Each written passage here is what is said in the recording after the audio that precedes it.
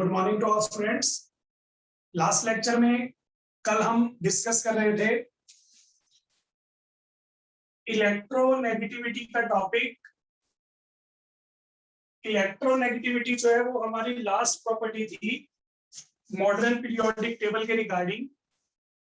मैंने आपको इसमें इलेक्ट्रोनेगेटिविटी की डेफिनेशन बताई थी, इलेक्ट्रोनेगेटिविटी कैलकुलेट कैसे करती है उसके लिए फॉर्मूला बताया था, इलेक्ट्रोनेगेटिविटी का ट्रेंड बताया था मैंने पीरियड वाइज और ग्रुप वाइज।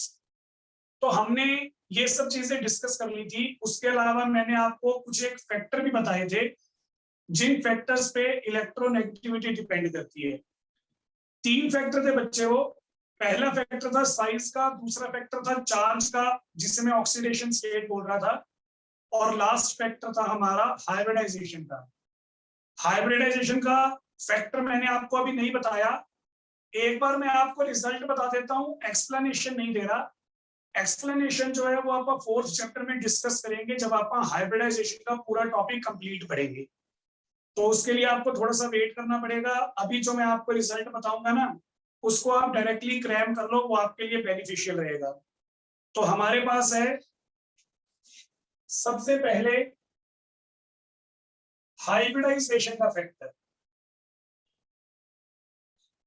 देखो हमारे पास अलग अलग तरह की हाइब्रिडाइजेशन होती है।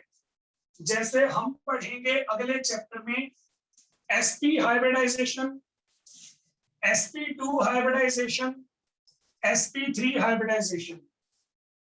ज्यादा इंफॉर्मेशन तो आपको अगले चैप्टर में मिलेगी, मैं जस्ट आपको इसका रेफरेंस इलेक्ट्रोनेगेटिविटी के साथ बता देता हूं।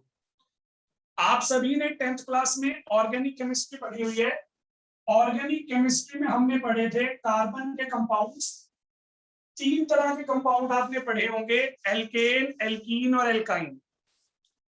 जो हमारे एल्केन होती हैं उसमें carbon carbon single bond present थी, एल्कीन्स में carbon carbon double bond present थी, और एल्काइन में carbon carbon triple bond present है।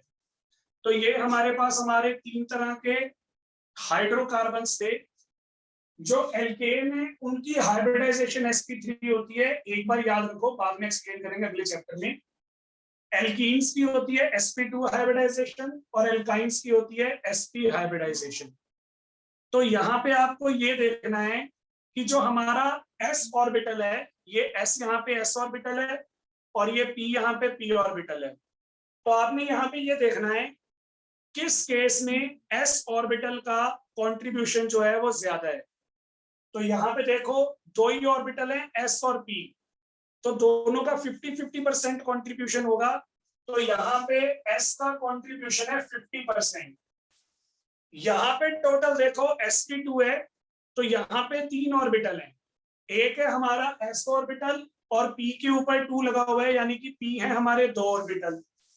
तो टोटल यहाँ पे 3 ऑर्बिटल हैं, उसमें से एक s है, तो s का कंट्रीब्यूशन कितना होगा 33.3%। फिर यहाँ पे अपने पास 4 ऑर्बिटल हैं, एक है अपने पास अपना s ऑर्बिटल और बाकी के 3 है अपने पास अपने p ऑर्बिटल। तो यहाँ पे अपने पास टोटल हो गए 4 ऑर्बिटल्स। s ऑर्बिटल का कंट्रीब्यूशन है हमारे पास 25%। तो यहीं पे इलेक्ट्रोनेगेटिविटी जो है वो आ जाएगी। इलेक्ट्रोनेगेटिविटी डिपेंड करती है percentage of sp, directly proportional है। जितनी ज्यादा s की परसेंटेज होगी इलेक्ट्रोनेगेटिविटी उतनी ज्यादा होती है।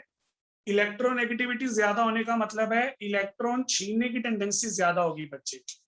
तो यहाँ पे 3 हाइब्रिडाइजेशन की, ट्रिपल बॉन्ड वाले में सबसे ज्यादा कंट्रीब्यूशन है। इसका मतलब ट्रिपल बॉन्डेड कार्बन जो होती हैं, एल्काइंस जो होती हैं, उनकी इलेक्ट्रोनेगेटिविटी सबसे ज्यादा, फिर 33% वाला एल्कीन और 25% वाला एल्कीन। तो एक बार आप इसको क्रैम करो, क्योंकि अगले चैप्टर में मैं आपको हाइब्रिडाइजेशन पूरी एक्सप्लेन करूंगा, तब ये चीजें आपको समझ में आ जाएंगी और बहुत ज्यादा इजी लगेंगी। तो ये हमारे पास हमारा इलेक्ट्रोनेगेटिविटी का लास्ट फैक्टर था on the basis of hybridization. किसी बच्चे को कुछ पूछना है तो पूछ सकता है। सर ऑक्सीडाइजेशन में अगर चार्ज ज्यादा होगा तो इलेक्ट्रोनेगेटिविटी ज्यादा होगी। हाँ जी बच्चे, मैं एक बार वो रिपीट कर देता हूँ। देखो, सेकंड फैक्टर था हमारा, सेकंड फैक्टर था ऑक्सीडेशन स्टेट का, और मैंने इसको बोला था as a charge. Oxidation state हमने अभी पढ़ा नहीं है, इसका मीनिंग हमें पता नहीं है, तो एक बार इसको आपने नहीं पढ़ा, हमने पढ़ा पहले चार्ज। तो इसके लिए सुनो, मैं आपको क्या बता रहा हूं। मेरे पास एग्जांपल आ गया मैंगनीज 2 पॉजिटिव और मैंगनीज 5 पॉजिटिव। मैंगनीज जो है वो डी ब्लॉक का एलिमेंट है, first transition series 3D series में आता है। तो मैंने ना मैंगनीज की 2 ऑक्सीडेशन स्टेट्स या 2 चार्ज कंसीडर कर लिए। एक बार मैंगनीज पे +2 चार्ज है और एक बार मैंगनीज पे +5 चार्ज है। +2 चार्ज का मतलब है हमारा मैंगनीज 2 इलेक्ट्रॉन लॉस में है, और मैंगनीज 5 पॉजिटिव का मतलब है हमारा इलेक्ट्रॉन जो है वो 5 इलेक्ट्रॉन लॉस में है। यहाँ पे 2 इलेक्ट्रॉन्स का घाटा है, यहाँ पे 5 इलेक्ट्रॉन्स का। तो ज्यादा लॉस किस पे है? ज्यादा लॉस है इस पे। अब जिस एटम पे या जिस आयन पे जितना ज्यादा चार्ज होगा उसका उतने इलेक्ट्रॉन कम है, तो जिसके पास इलेक्ट्रॉन्स कम होंगे उसको इलेक्ट्रॉन छीनने की टेंडेंसी ज्यादा होगी, क्योंकि वो अपने लॉस को कवर करना चाहता है। तो इस वजह से मैंने बोला था जितना ज्यादा पॉजिटिव चार्ज होगा इलेक्ट्रोनेगेटिविटी उतनी ज्यादा है। यहाँ पे मैंने नेगेटिव चार्ज की बात इसलिए नहीं की थी, ऑक्सीडेशन स्टेट जो होती है वो 99% केसेस में पॉजिटिव चार्ज को ही रिप्रेजेंट करेगी, लॉस को ही रिप्रेजेंट करेगी।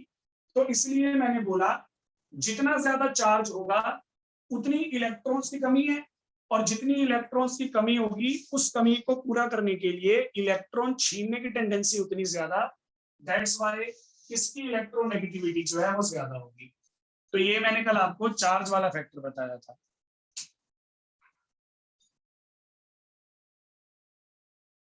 और कोई डाउट है तो पूछ सकते हैं प्लीज।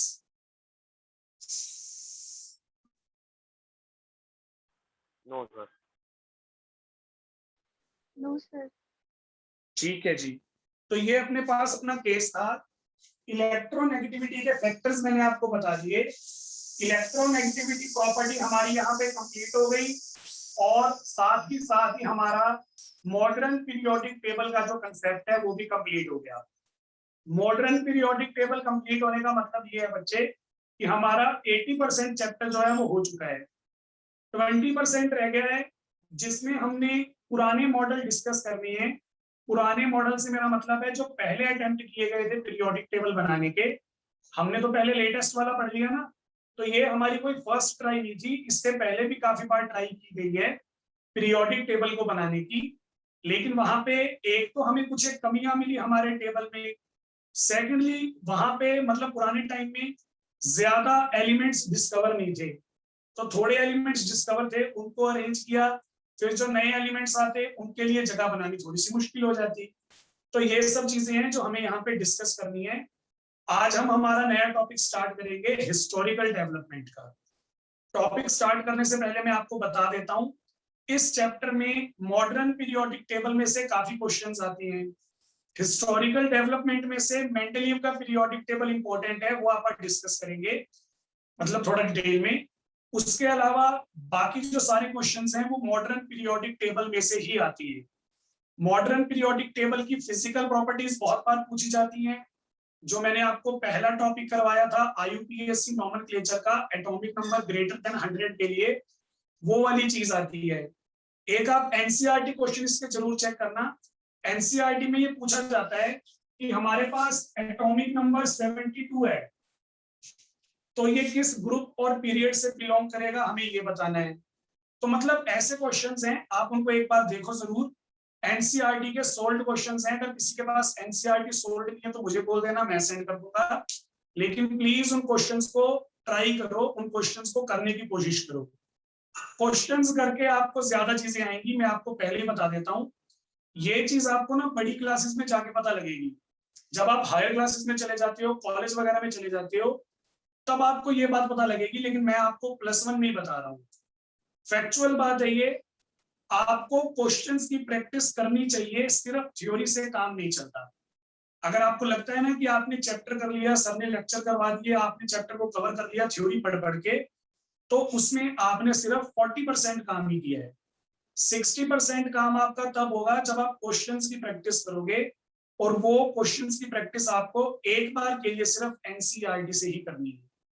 तो ऐसा कोई भी क्वेश्चन नहीं बचेगा at the end of the day कि आपने किसी भी तरह का क्वेश्चन जो है वो ना अटेम्प्ट किया हो, सभी टाइप्स कवर हो जाती है। तो प्लीज मेरी रिक्वेस्ट है, बच्चों वाला काम नहीं है कि 10th क्लास में आपको होमवर्क दूंगा। अब +1 +2 में आ गए हैं, आपकी मॉरल रिस्पॉन्सिबिलिटी थोड़ी सी बनती है, आप क्वेश्चंस को ट्राई करा देंगे। और प्लीज जो भी आपके डाउट हो वो पूछ लिया करो, मैं आपको बार बार बोल रहा हूँ। मे बी 3 महीने हो गए क्लास चलते हुए, लेकिन एक भी डाउट नहीं आया ग्रुप के अंदर कभी किसी बच्चे का, तो पूछ लिया करो, वो आपके लिए बेनिफिशियल है, आपको उसमें बेनिफिट रहेगा। चलो टॉपिक पे वापस आते हैं। हमने हमारी 4 प्रॉपर्टीज जो है वो डिस्कस कर ली थी। कौन कौन सी 4 प्रॉपर्टी थी? पहली थी एटॉमिक रेडियस, दूसरी थी आयनाइजेशन एंथैल्पी, तीसरी थी इलेक्ट्रॉन गेन एंथैल्पी, और चौथी थी हमारी इलेक्ट्रोनेगेटिविटी। मैं एक बार सारी प्रॉपर्टीज समराइज कर देता हूं। देखो, सपोज करो ये हमारे पास हमारा पीरियोडिक टेबल का आउटलाइन आ गया।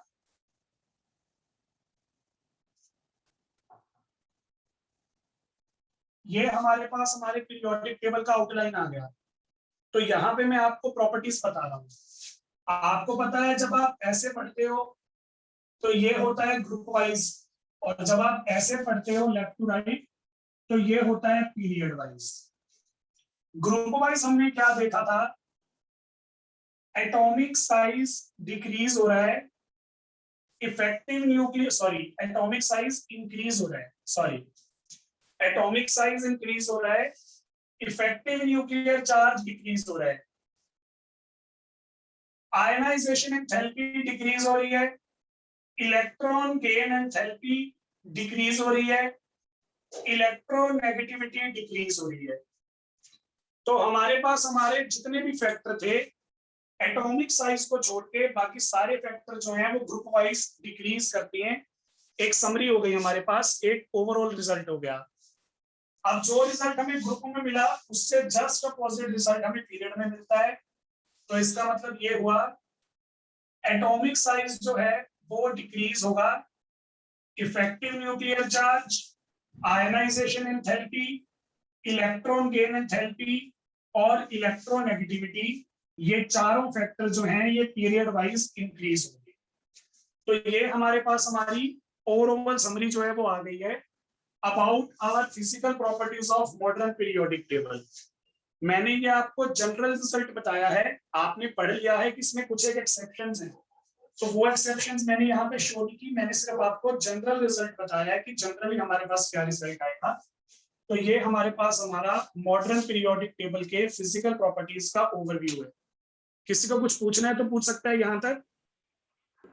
सर हाँ जी सर इलेक्ट्रोनेगेटिविटी का ट्रेंड बता दो, एक बार रिवाइज करा दो। इलेक्ट्रोनेगेटिविटी का ट्रेंड बता देते हैं। सर इलेक्ट्रोनेगेटिविटी आयनाइजेशन हाँ जी, आयनाइजेशन एंथैल्पी इंक्रीज नहीं होगी अगर हम ग्रुप वाइज जाएंगे तो? आप एक बार चेक करो। चलो मैं बोलता हूँ, अगर यहाँ पे इंक्रीज हो रही है तो यहाँ पे डिक्रीज होनी चाहिए, सही है दृष्टि? यस सर, तो क्योंकि ऐसा नहीं है। हाँ बोलो बोलो बोलो। क्योंकि लॉस ऑफ इलेक्ट्रॉन इजी होगा जब इफेक्टिव न्यूक्लियर चार्ज कम होगा।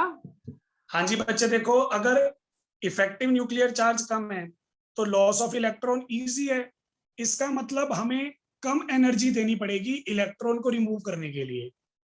आयनाइजेशन एंथैल्पी जो है वो एनर्जी का मेजर है, तो यहाँ पे इफेक्टिव न्यूक्लियर चार्ज कम हुआ, आपको एनर्जी कम देनी पड़ेगी, तो आयनाइजेशन एंथैल्पी की वैल्यू कम आएगी ना। आपको एनर्जी ज्यादा तब देनी पड़ती है जब इलेक्ट्रॉन टाइटली हेल्ड होती हैं, वो होंगे छोटे साइज वाले में जहां पे इफेक्टिव न्यूक्लियर चार्ज ज्यादा होता है।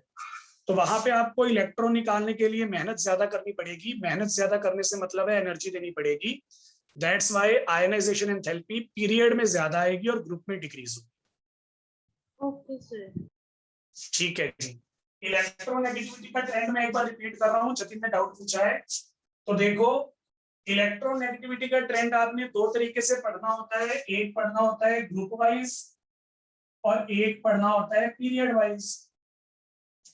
ग्रुप वाइज हम क्या देख रहे हैं, इलेक्ट्रोनेगेटिविटी होता क्या है, पहले हमें डेफिनेशन क्लियर होनी चाहिए। तो यहाँ पे इलेक्ट्रोनेगेटिविटी हमारे पास होती है शेयर्ड इलेक्ट्रॉन्स को अट्रैक्ट करने की टेंडेंसी। हमें एटम के थ्रू इलेक्ट्रॉन्स अट्रैक्ट करवाने हैं और हम उन्हीं इलेक्ट्रॉन्स को अट्रैक्ट करवा सकते हैं जो हमारे मॉलिक्यूल्स के कंबाइंड एटम्स के बीच में शेयर होंगे। सपोज करो मेरे पास कोई एक ए बी मॉलिक्यूल है, तो इसमें ए और बी ने जो इलेक्ट्रॉन शेयर किए हुए हैं उन इलेक्ट्रॉन्स को अट्रैक्ट करने की टेंडेंसी होती है इलेक्ट्रोनेगेटिविटी।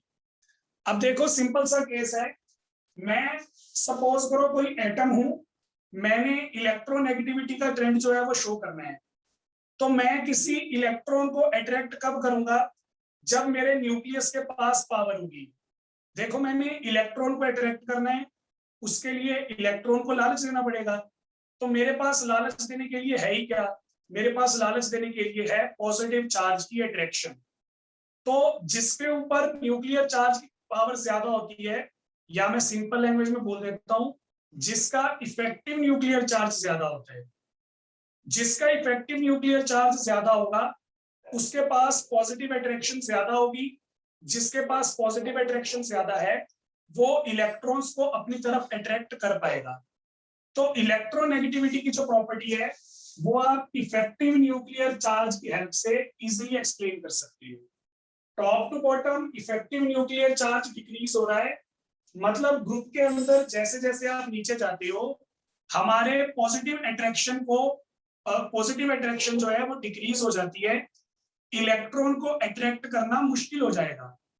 ये देखो top to bottom size increase हो रहा है ना, तो ऊपर होंगे छोटे साइज के एटम्स, जैसे जैसे आप नीचे आएंगे नीचे होंगे बड़े साइज के एटम्स, ऊपर हैं छोटे साइज के एटम्स, नीचे हैं बड़े साइज के एटम्स। तो यहाँ पे फिर आप क्या ऑब्जर्व करोगे, छोटे साइज के एटम्स में न्यूक्लियस जो है वो आउटर शेल के पास है, बड़े साइज के एटम्स में न्यूक्लियस जो है वो आउटर शेल से दूर हो गया। तो यहाँ पे इलेक्ट्रॉन को अट्रैक्शन ज्यादा मिलेगी, यहाँ पे इलेक्ट्रॉन को अट्रैक्शन कम मिलेगी क्योंकि डिस्टेंस ज्यादा हो गया। इसलिए ग्रुप के अंदर साइज बड़ा होता है, इफेक्टिव न्यूक्लियर चार्ज कम होगा, तो हम इलेक्ट्रॉन को ऐड करने में थोड़ी सी हिचकिचाहट शो करेंगे, मतलब इलेक्ट्रॉन ऐड नहीं करेंगे, इलेक्ट्रोनेगेटिविटी की वैल्यू कम हो जाएगी। ये समझाया मैंने। ग्रुप वाले ट्रेंड में कोई दिक्कत है जतिन तो बोलो। No sir. अब देखो जो बात मैंने आपको ग्रुप में बोली सेम बात पीरियड में बोलूंगा।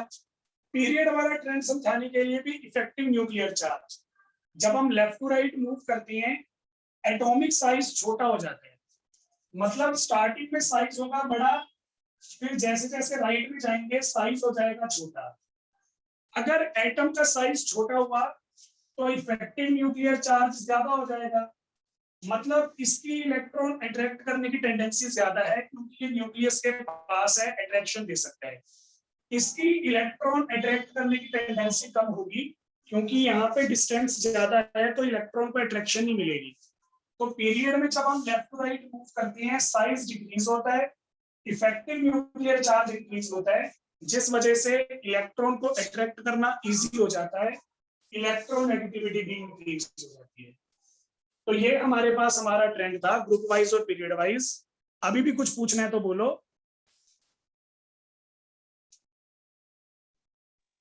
No sir. चलिए ठीक है, तो यहाँ पे अपने पास कंप्लीट हो चुका है मॉडर्न पीरियोडिक टेबल। अब मैं स्टार्ट करने वाला हूँ हिस्टोरिकल डेवलपमेंट, यानी कि कुछ हमारे पुराने पीरियोडिक टेबल्स या पीरियोडिक मॉडल्स के बारे में। तो हम स्टार्ट करेंगे हिस्टोरिकल डेवलपमेंट। अगर आप प्रदीप वगैरह में देखोगे ना तो आपको ज्यादा मॉडल मिल जाएंगे, लेकिन हमारे सिलेबस में 3 ही मॉडल है, वो मैं 3 ही मॉडल एक्सप्लेन करूंगा। पहला मॉडल रहेगा हमारा डोबर्नियर ट्रायड, जो सबसे पहली अटेम्प्ट थी। उसके बाद दूसरा मॉडल रहेगा हमारा न्यूलैंड लॉ ऑफ ऑक्टेव्स, और फिर फाइनली हम पढ़ेंगे हिस्टोरिकल डेवलपमेंट में मॉडर्न पीरियोडिक टेबल। तो ये 3 हमारे पास हमारे हिस्टोरिकल पीरियोडिक टेबल है। हेडिंग आ गई historical development of periodic table. एक यहाँ पे एमसीक्यू बन सकता है, वो मैं आपको बता देता हूं क्या चीज एमसीक्यू में आ सकती है। जो हमारे हिस्टोरिकल डेवलपमेंट वाले पीरियोडिक टेबल हैं, उनमें एलिमेंट्स को अरेंज करने का बेसिक कंसेप्ट क्या था। फॉर एग्जांपल मैंने आपको ये बताया था मॉडर्न पीरियोडिक टेबल में कि मॉडर्न पीरियोडिक टेबल में हम एलिमेंट्स अरेंज करते हैं on the basis of increasing atomic number. Modern periodic table में एलिमेंट्स को अरेंज करने का मेन कंसेप्ट क्या था, हम हमारे एलिमेंट्स को इंक्रीजिंग एटॉमिक नंबर के ऑर्डर में अरेंज कर रहे थे। तो आफ्टर ए सर्टेन इंटरवल कुछ ऐसे एलिमेंट आते थे जिनकी प्रॉपर्टीज रिपीट होती थी। तो हिस्टोरिकल डेवलपमेंट वाले जो हमारे पीरियोडिक टेबल्स हैं, उनका बेसिक कंसेप्ट क्या है, वहां पे हम एलिमेंट्स को अरेंज करते हैं on the increasing order of atomic mass. जो हिस्टोरिकल डेवलपमेंट वाले पीरियोडिक टेबल हैं, वो एटॉमिक नंबर पे डिपेंडेंट नहीं है, एटॉमिक नंबर के अकॉर्डिंग अरेंजमेंट नहीं हुआ, उनका अरेंजमेंट हम करते हैं एटॉमिक मास के according, atomic mass increasing order में। मतलब हम एलिमेंट्स को इस तरीके से अरेंज करेंगे, जिसका एटॉमिक मास कम है उसे रखेंगे पहले, और जिसका एटॉमिक मास ज्यादा है उसे रखेंगे बाद में। तो ये हमारे पास हमारा केस होगा historical development of periodic table के रिगार्डिंग। तो ये बेसिक कंसेप्ट याद रखना। मैं तीनों मॉडल्स में दोबारा ये बात नहीं बोलूंगा कि हमने एलिमेंट्स को इंक्रीजिंग एटॉमिक मास के अकॉर्डिंग अरेंज किया, मैं आपको पहले ही बता चुका हूं। जो हमारे पुराने टेबल हैं तीनों के तीनों, चाहे वो डोबर्नियर है, चाहे वो न्यूलैंड है, चाहे वो मेंडलीव है, तीनों में बेसिक कंसेप्ट हमारा क्या रहेगा, एटॉमिक मास का रहेगा। पहला मॉडल डिस्कस करते हैं। फर्स्ट मॉडल था हमारा डोबर्नियर ट्रायड्स। डोबर्नियर साइंटिस्ट का नेम है, ट्रायड का मतलब है यहाँ पे ग्रुप ऑफ 3 एलिमेंट्स। डोबर्नियर ने सबसे पहले सोचा कि मैं एलिमेंट्स को अरेंज करता हूं। एलिमेंट्स को अरेंज करना चाहा उसने 3-3 के ग्रुप्स में।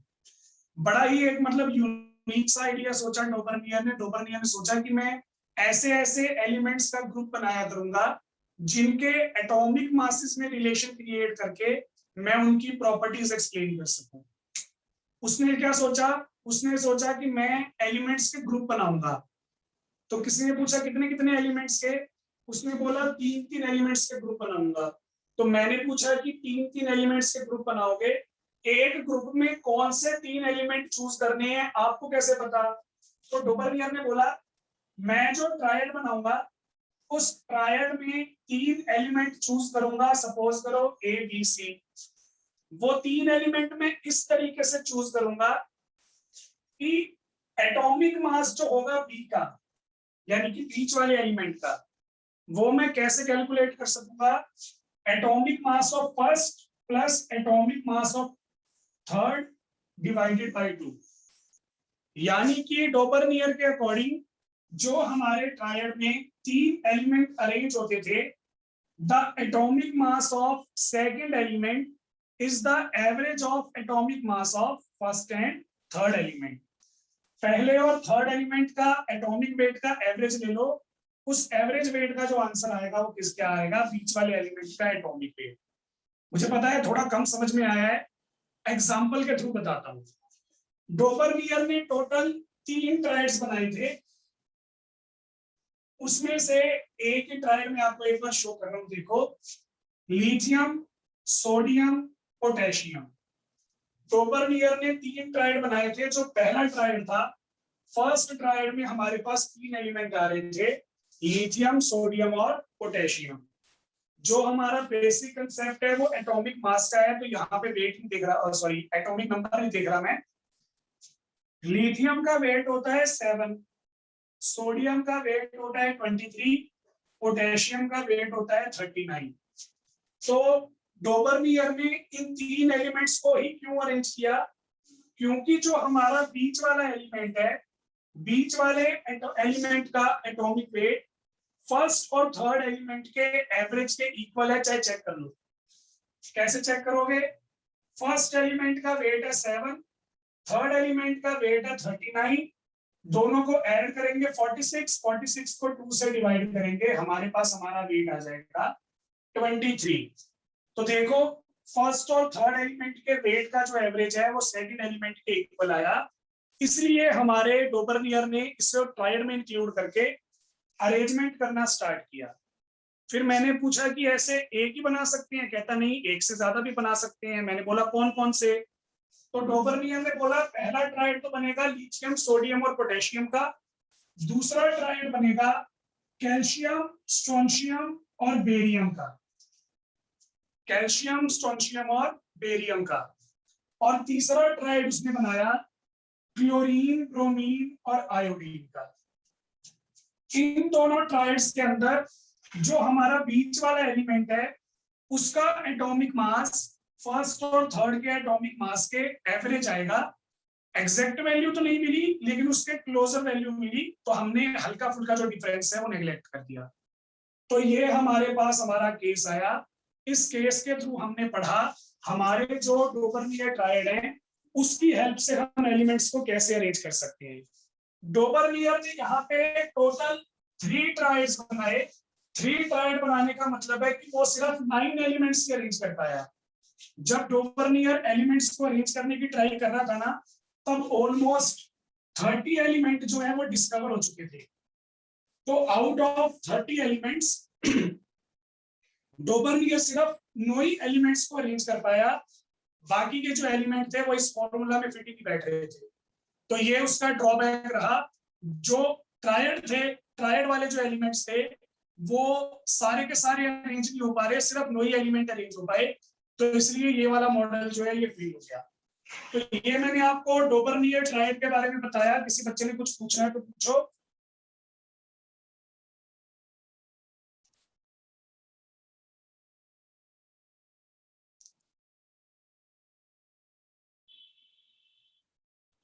हाँ जी बच्चे, डोबर्नियर ट्रायड में कोई दिक्कत है तो बोलो।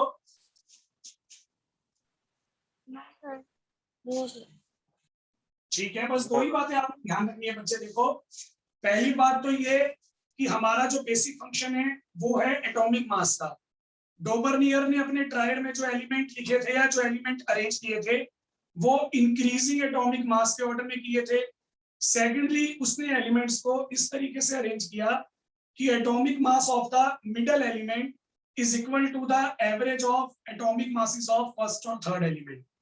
ये 2 बातें हो गई।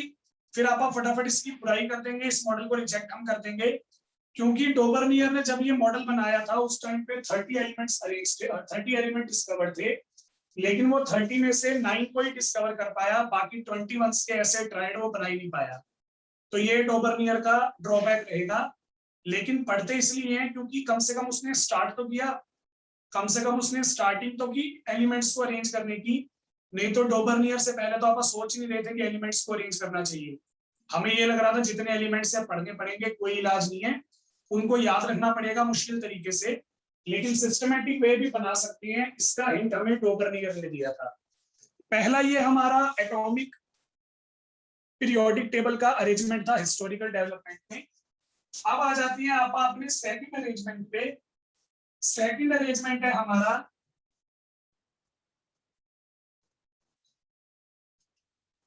Newland law of octaves. Newland law of octaves. अच्छा, एक और चीज मैं आपको बताऊं, 1 मिनट, इसको अभी मैं स्टार्ट करूंगा। एक बार डोबर्नियर पे वापस आ जाओ। डोबर्नियर में मैंने आपको 3 ट्रायड बताए। 3 ट्रायड्स के अंदर 9 एलिमेंट है। कैसे याद रखोगे? मॉडर्न पीरियोडिक टेबल के अकॉर्डिंग याद रखोगे। मॉडर्न पीरियोडिक टेबल का ग्रुप नंबर 1, ग्रुप नंबर 2 और ग्रुप नंबर 17 याद रखो। ग्रुप नंबर 1 में कौन था? हलीना करे रब से फरियाद, तो ये ट्रायड वाले 3 एलिमेंट आ गए। ग्रुप नंबर 2 में कौन था? बेटा मांगे कार स्कूटर बाप राजी, तो ये ट्रायड वाले 3 एलिमेंट आ गए। ग्रुप नंबर 17 में कौन था? फालतू क्लास में बोरिंग इंस्ट्रक्टर आता है, तो ये ट्रायड वाले 3 एलिमेंट हो गए। तो अगर आपको ये दिक्कत आ रही है कि याद कैसे रखेंगे, तो मैंने आपको डोपरनियर के लिए ट्रिक बता दी। ग्रुप नंबर 1, 2 और 17 के अंदर 3 एलिमेंट आ रहे हैं हमारे पास, ये हमारे डोपरनियर के ट्रायड्स में आएंगे, तो ये याद रखना प्लीज। अब आ जाते हैं न्यूलैंड लॉ ऑफ ऑक्टेव से वापस। आपको नाम से समझ में आ गया होगा, लॉ ऑफ ऑक्टेव्स। ऑक्ट का मतलब है यहाँ पे 8, तो एलिमेंट्स को अरेंज किया गया यहाँ पे भी in the order of increasing atomic mass. यहाँ पे भी न्यूलैंड ने एलिमेंट्स को अरेंज किया on the order of increasing atomic mass. जब न्यूलैंड ये पंगे ले रहा था, उस टाइम पे अप्रोक्सीमेट 50+ एलिमेंट्स जो थे वो डिस्कवर हो चुके थे, मतलब एलिमेंट्स ज्यादा डिस्कवर हो गए थे। उस टाइम पे न्यूलैंड ने सोचा कि मैं एलिमेंट्स को अरेंज करता हूँ। तो एलिमेंट्स को जब न्यूलैंड ने अरेंज किया in the order of increasing atomic mass, तो उसने ऑब्जर्व किया जो फर्स्ट एलिमेंट है उसकी हर 8th एलिमेंट के साथ प्रॉपर्टी रिसेंबल करती है। Properties of first elements resembles with the every 8th element. First के बाद 8th, फिर उससे आगे 8th ले जाओ 15th, फिर उससे आगे 8th ले जाओ, इस तरीके से फर्स्ट और 8th एलिमेंट की प्रॉपर्टी हमेशा सेम आएगी। ये था हमारा न्यूलैंड लॉ ऑफ ऑक्टेव्स। एक बार मैं आपको अरेंज करके दिखाता हूँ। जब न्यूलैंड ने ये वाला लॉ बनाया था, उस टाइम पे नोबल गैसेस जो थी वो डिस्कवर्ड नहीं थी। नोबल गैसेस उस टाइम पे डिस्कवर्ड नहीं थी, तो नोबल गैसेस मैं यहाँ पे नहीं लिखूंगा, मैं आपको पहले बता रहा हूँ। तो उसने स्टार्ट किया lithium, beryllium, boron, carbon, nitrogen, oxygen, fluorine. पहला एलिमेंट, दूसरा, तीसरा, चौथा, 5th, 6th और 7th। 8th एलिमेंट की प्रॉपर्टी रिपीट होगी, वो फर्स्ट वाली प्रॉपर्टी शो करेगा, तो उसे मैं फर्स्ट के नीचे लिख रहा हूं। तो यहां पे हमारे पास आ गया सोडियम। लिथियम और सोडियम ये हमारे फर्स्ट और 8th एलिमेंट हैं, इनकी प्रॉपर्टी रिसेंबल करेगी according to Newland law of octaves. तो ये हमारे पास हमारा केस आया यहाँ पे लिथियम और सोडियम के लिए। कोई दिक्कत है तो बोलो। No sir. फिर इसी में आगे देखो, सोडियम के बाद magnesium, aluminium, silicon, phosphorus, sulphur, chlorine and then potassium. तो अगर मैं यहां से काउंट करता हूं, सपोज करो ये मेरा फर्स्ट एलिमेंट है, 1 2 3 4 5 6 7 8, ये दोनों फर्स्ट और 8th एलिमेंट हुए, तो दोनों की प्रॉपर्टीज हमें सेम मिलेंगी। ये था हमारा न्यूलैंड लॉ ऑफ ऑक्टेव। इसके अकॉर्डिंग उसने एलिमेंट अरेंज करने स्टार्ट किए।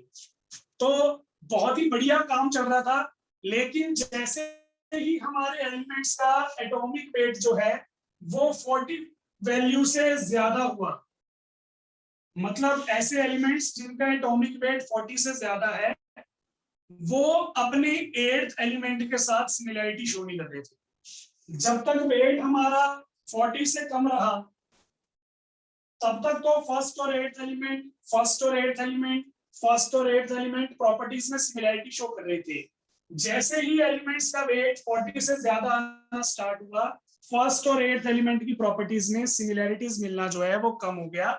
ये हमारे न्यूलैंड लॉ ऑफ ऑक्टेव्स का ड्रॉबैक है कि जैसे जैसे एटॉमिक मास बढ़ता जा रहा है एलिमेंट्स का, फर्स्ट और 8th एलिमेंट प्रॉपर्टीज में रिसेंबल नहीं कर पा रहे।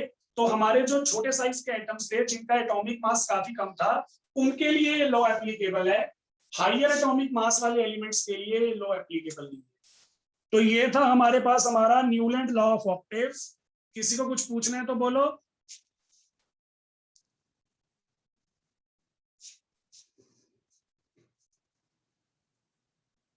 हाँ जी बच्चे, कुछ डाउट है? हाँ जी, नो सर। चलो। तो हिस्टोरिकल डेवलपमेंट में हमें 3 मॉडल पढ़ने थे। पहला था डोपरनियर, वो बताया मैंने। दूसरा था न्यूलैंड लॉ ऑफ ऑक्टेव।